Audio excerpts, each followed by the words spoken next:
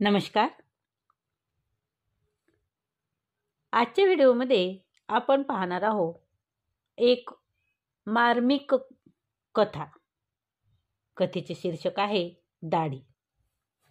चला तर मग. आज सकाळी बेसिनसमोर दाढी करण्यासाठी उभा होतो. बेसिनवरील आरशात पाहिलं. 4 दिवस दाढी करायचा कंटाळा केला, त्यामुळे दाढीचे खुंट बरेच वाढले होते. दाढीच्या खुंटावरून हात फिरवत होतो आणि इलेक्ट्रिक शॉक बसावा तशी एक गोष्ट स्मरणात आली.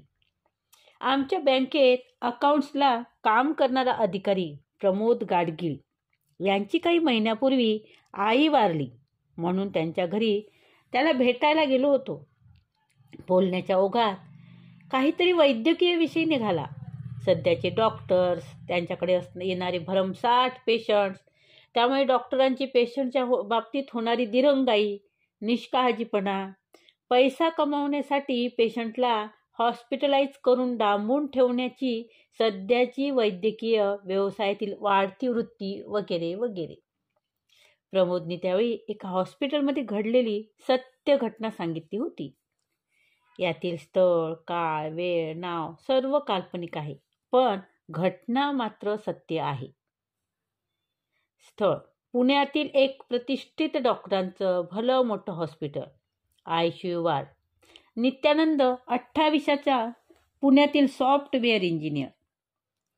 त्याचे वडील रामानंद, वय वर्ष 68, शासनाच्या पाटबंधारे खात्यातून निवृत्त झालेले अधिकारी. BP आणि शुगरचा त्यांना त्रास, त्यामुळे त्या पाठोपाठ हार्टचं दुखणं आलेलं. छातीत पेन होऊ लागलं म्हणून 15 दिवसापूर्वी दवाखान्यात ॲडमिट केलं होतं त्यांना. ॲडमिट केल्यानंतर 2-3 दिवसातच लगेच त्यांना व्हेंटिलेटरवर ठेवलं होतं. व्हेंटिलेटर लावूनही आता 10 दिवस होऊन गेली होती. नित्यानंदाच्या हॉस्पिटलच्या सकाळ, दुपार, संध्याकाळ वाऱ्या चालूच होत्या. नित्यानंदाच्या कुटुंबातील मंडळी आलटून पालटून सोयीनुसार पाळी लावून दवाखान्यात थांबत होती. रामानंदाच्या तब्येतीत म्हणावं तसं सुधारणा होतच नव्हती. नित्यानंदाची घालमेल चालू होती.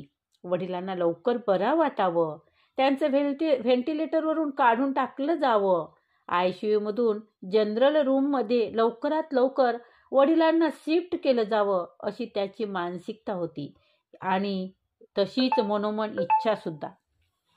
रोज सकाळ दुपार डॉक्टरचा राऊंड होत होता.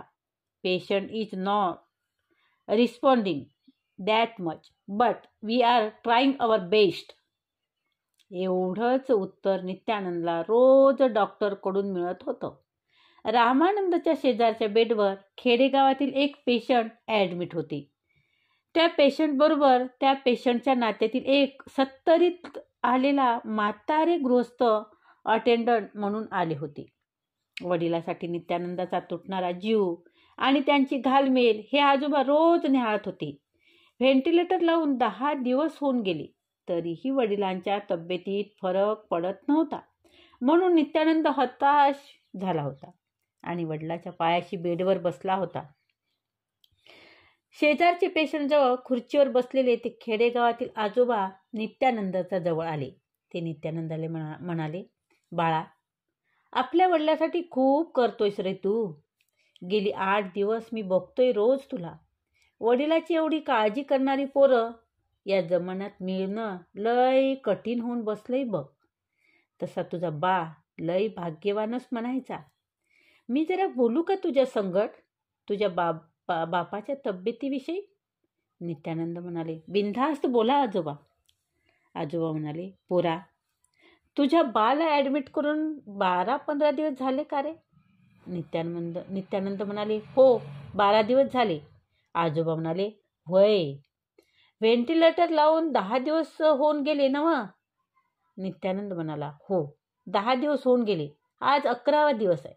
आजोबा म्हणाले तसे, मग ह्या 10 दिवसात तुझ्या बाची दाढी वाढायला पाहिजे नव? नित्यानंद, हो वाढायला पाहिजे. आजोबा म्हणाले, मग तुझ्या बाची दाढी 10 दिवसात वाढल्या का? नाही, अजिबात वाढलेली नाही. त्यांना ॲडमिट करताना जेवढी दाढी होती त्यामध्ये वाढ झालेली नाही. आजोबा म्हणाले, नित्यानंद, बाळा, मला जेवढं कळतं तेवढं मी बोलतोया. आम्ही खेड्यागावाचे अडाणी अशिक्षित माणसं होय. विश्वास ठेवू अगर ठेवू नगस. माणूस जित्ता असाल तरच त्याची दाढी वाढते या. प्रेताची दाढी वाढत नाही बाळा, प्रेताची दाढी नाही वाढत. नित्यानंद डोक्याला हात लावून मटकन खाली बसला. काही क्षण तसेच निघून गेले. आजोबांनी प्रेमाने नित्यानंदाच्या पाठीवरून हात फिरवत त्याला धीर दिला. नित्यानंद उठला. त्याने आजोबाकडे विलक्षण नजरेने पाहिलं.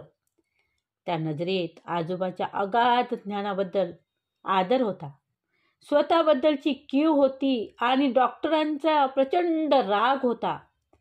नित्यानंदाच्या त्या नजरेत या सगळ्या संमिश्र भावना आजोबांना जाणवत होत्या.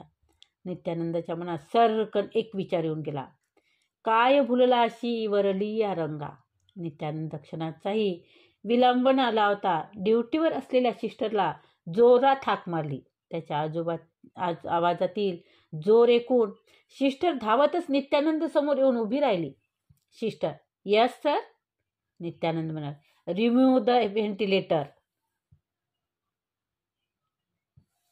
मित्रांनो, वैज्ञानिकदृष्ट्या या कथेतील भावार्थ योग्य की अयोग्य याबाबत खरंच मला काहीच कल्पना नाही, पण जी गोष्ट मनाला भावली ती मी तुमच्यासमोर जशीच्या तशीच मांडली.